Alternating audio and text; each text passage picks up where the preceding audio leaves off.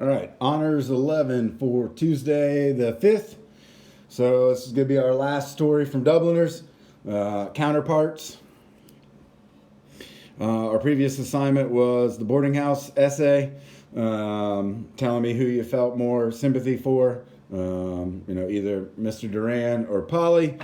So I guess the boarding house essay was Wednesday's assignment, but Thursday's assignment was, who we felt more sympathy for. So again, our assignment is counterparts. We are moving into what is now called the mature section. So we started with the boys, or the boy in Arabe was in the childhood section, and then Evelyn is what I call a floater. She's kind of in between the childhood section and the adolescent section, which Polly and Mr. Duran were also in, and now we're moving on to what's called the mature section. So our main character, Farrington, is a dad and a husband, okay? But he's not a good guy, all right? So we're going to do something a little bit different this week. Okay, so make sure you're paying attention, please. So instead of just reading it and picking one focus, I just want you to, as you read, jot down a couple examples of each of these 5 things that I have listed here. Okay, and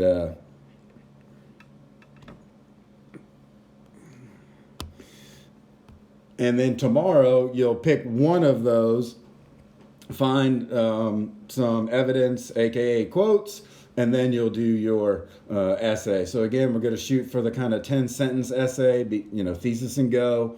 So make sure that you explain your evidence, but also explain how that evidence relates to your thesis.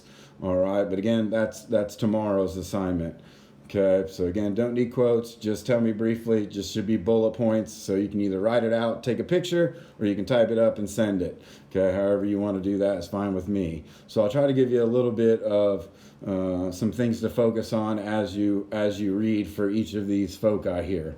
Okay, so setting, all right, so obviously we're in Dublin. Okay, particularly in this story, we are in the center of Dublin. So remember that I said this a couple of weeks ago. Essentially, Dublin is a toilet bowl, and it kind of sucks everyone back in. Okay, so think about the boy from Arabe.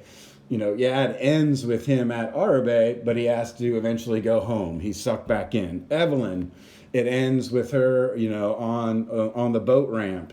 Okay, so if the story were to continue, what was she going to do? She got sucked back to her previous life. Okay, same thing maybe with Mr. Duran and Polly, right? They don't get to pursue, what they want to pursue because they made this mistake, and now they're sucked back in to Dublin. Okay, so the same thing is going to kind of be seen here in this story with Farrington. All right, you're going to see that he goes to a bunch of different bars, and I can tell you right now, because I have a map of this story, they're all downtown. They're in the center. Okay, so just think about that a little bit as you're reading. All right, so next foci, character changed or unchanged. Okay, so this should be a pretty easy one if you want to focus on this one. So again, focus on Farrington.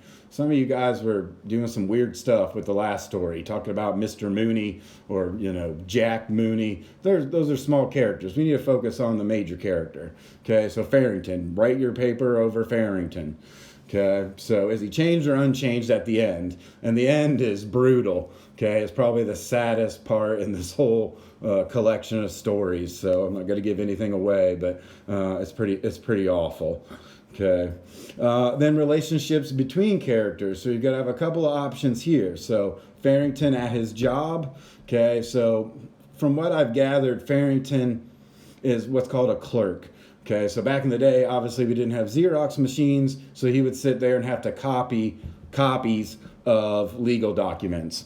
All right, so that's what he does. I believe, he works for a lawyer. So there's a relationship between Farrington and his boss, and then you're going to see Farrington and his so-called friends, and then at the very, very end, Farrington and his wife and kids. Okay, so you have several options to choose from there. All right, character motivations. So again, let's focus on Farrington. His motivation is to get drunk. Okay, but why? What are the issues or the events that happen in the story that make him want to do this. All right. So, think about the things that kind of trigger him. Okay, and that's what you'll kind of see in this story. Something happens at work, things happen at the bar, and then how do those things manifest themselves at the end of the story? All right, and I'll talk about that tomorrow in my discussion a little bit more. Okay, and then lastly, the last foci, symbols. Okay, so this story is called Counterpart. So you have to think about like cogs in a watch or a clock. One little cog turns a bigger cog, turns another cog. So how is that at work here? Right, you're gonna see lots of round things. Okay, there's a watch, there's coins, there's drinks, there's round of drinks. Okay, and things kind of circle around. So, all right, so think a little abstractly there. How do we see, or how are those symbols working within the text?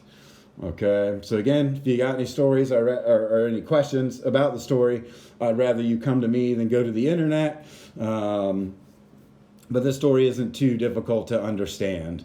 All right, so again, you're just finding 10 examples total.